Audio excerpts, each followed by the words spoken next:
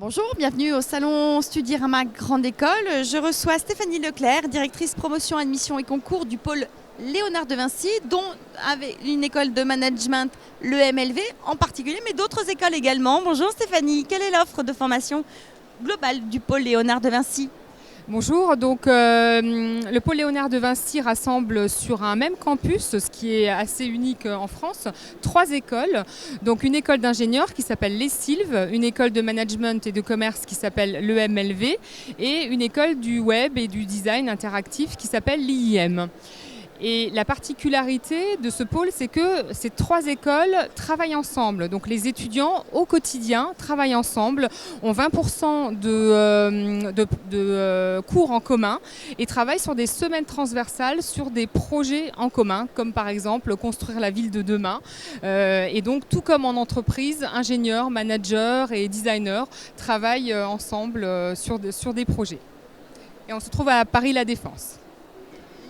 Entrer dans une école de management ou d'ingénieur, voire même de designer, suppose parfois et souvent, et d'ailleurs de manière générale, de passer par un entretien de motivation, passer le cap des écrits. Est-ce que vous pourriez nous donner toutes les ficelles pour réussir son concours et notamment ses oraux ? Tout à fait. Alors, c'est vrai qu'il faut quand même s'y préparer un minimum. Les écrits à travers les annales, bien sûr. Les oraux, il faut quand même se préparer à parler de soi. C'est pas toujours évident. Un étudiant ne se connaît pas forcément lui-même, donc il faut prendre le temps de se poser pour identifier ses qualités, ses défauts, ses points forts, ses points faibles. Renseignez-vous aussi sur les écoles, c'est vraiment important. On voit beaucoup d'élèves qui arrivent, on leur demande pourquoi vous avez envie d'entrer dans notre école et ils vous sortent des lieux communs du style bien les stages en entreprise, l'expérience internationale. Oui, mais toutes les écoles de commerce font des stages en entreprise, ont des expériences à l'international.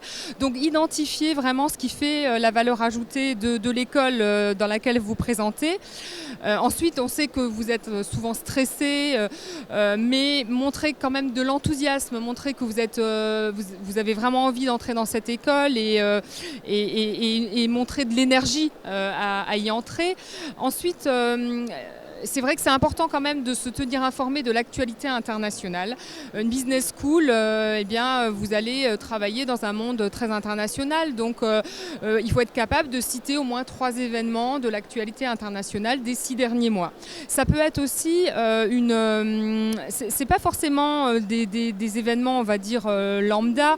Ça peut être aussi quelque chose qui vous tient à cœur. Par exemple, si vous êtes passionné, je sais pas, d'astronomie, parlez-nous de la nouveauté dans ce domaine-là que vous avez lu dans un journal spécialisé. Mais l'idée, c'est ça, c'est de montrer que vous vous intéressez à l'actualité, quel que soit, c'est pas forcément dans un domaine économique.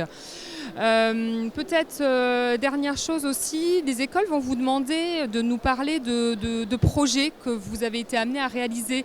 Alors ça peut être dans un cadre scolaire, comme les TPE bien sûr, mais aussi dans un cadre extrascolaire. Par exemple, vous avez organisé un week-end avec des amis, vous avez monté une association.